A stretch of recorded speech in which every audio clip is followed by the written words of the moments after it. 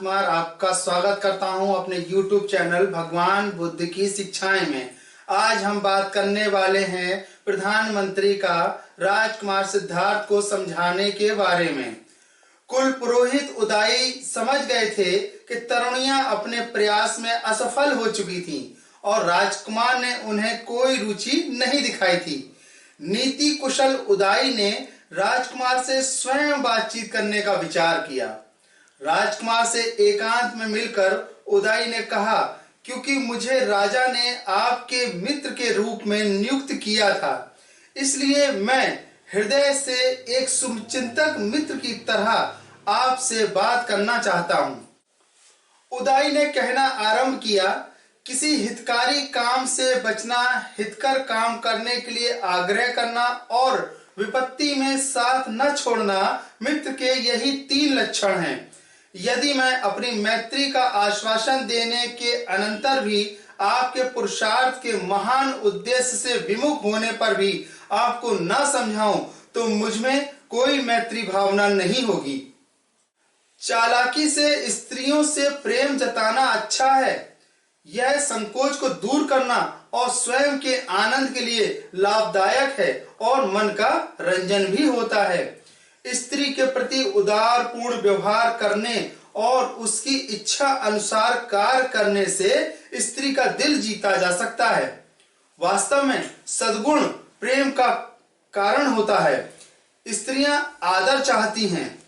हे विशाल नयन राजकुमार, यदि आपका मन नहीं मानता तो भी आप ऊपरी मन से ही अपने सौंदर्य के अनुरूप शिष्टाचार से उन्हें प्रसन्न करने का प्रयास करें।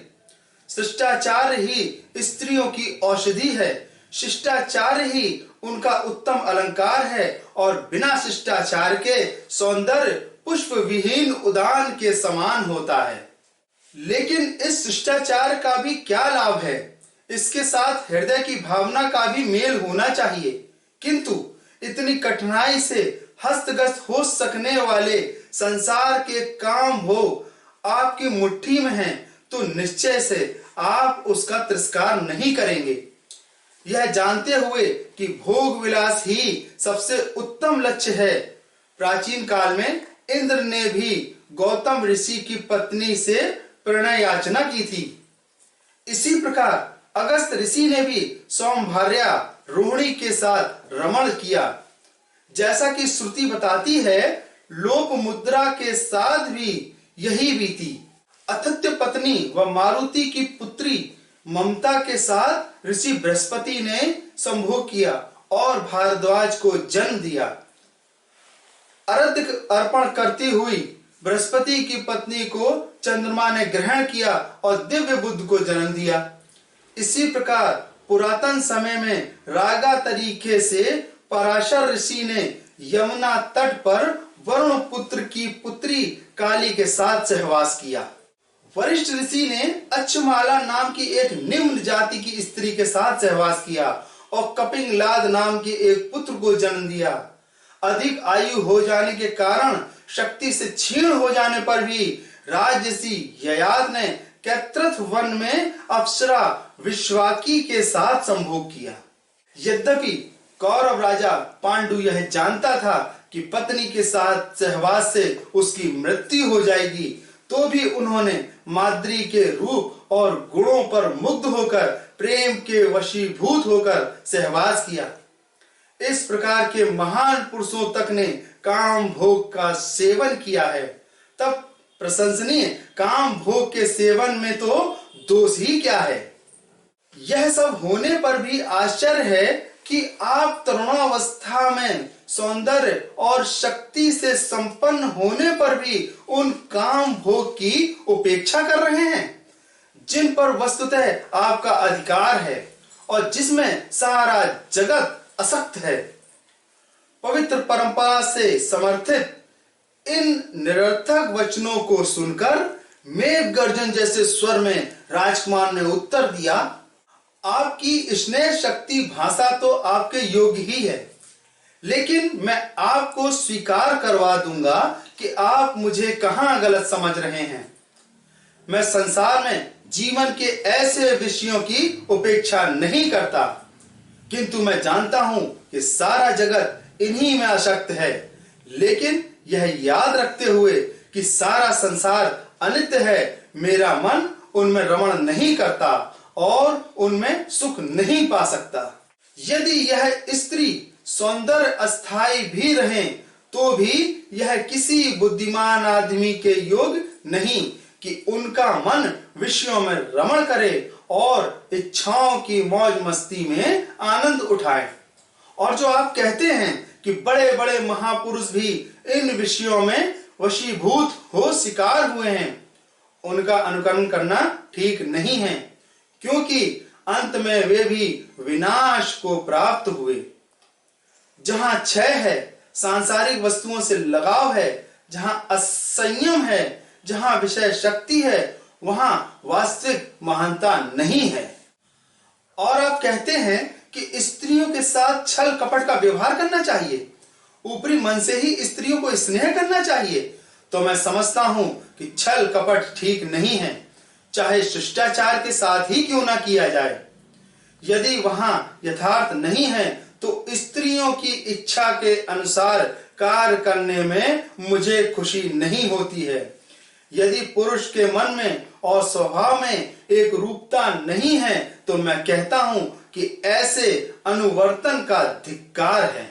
राग चित्त वासना के अधीन है, जहां मिथ्यावत में विश्वास है, जहां असीम अशक्ति है और जहां विषयों की सदोषता का यथार्थ दर्शन नहीं, तो ऐसी वंचना में भी क्या रखा है। और यदि राग वासना के शिकार व वशीभूत हुए प्राणी परस्पर एक दूसरे को धोखा देते हैं, ठगते हैं, तो क्या ऐसे पुरुष भी इस योग्य नहीं कि स्त्रियां भी उसकी ओर देखें, और स्त्रियां भी इस योग्य नहीं कि पुरुष उनकी ओर देखें। क्योंकि यह सब ऐसा ही है, इसलिए मुझे विश्वास है कि आप अवश्य ही मुझे विषय भोग तथा उदम आनंद के कुपथ पर भटकने के लिए नहीं ले जाएंगे। राजकुमार के सुनिश्चित दृढ़ संकल्प ने उदाई को निरुत्तर कर दिया। उसने राजा को सारा वृत्तांत जा सुनाया।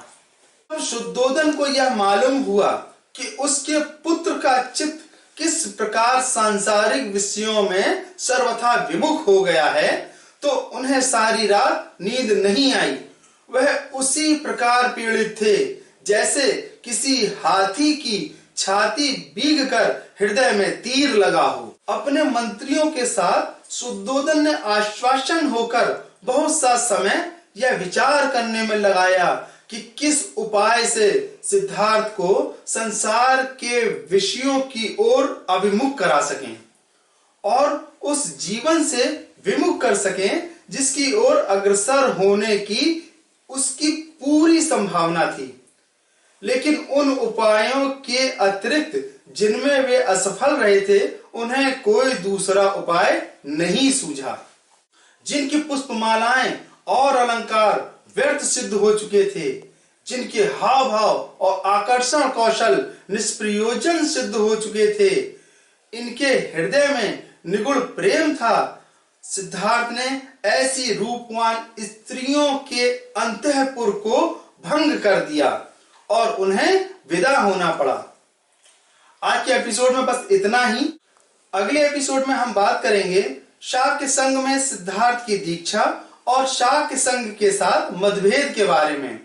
आपको आज का हमारा यह एपिसोड कैसा लगा हमें कमेंट सेक्शन में जरूर बताएं और हमारे वीडियो को ज्यादा से ज्यादा शेयर करें ताकि बाबा साहब द्वारा रचित यह अनुपम ग्रंथ बुद्ध और उनका धम्म जन जन तक आसानी से पहुंच सके।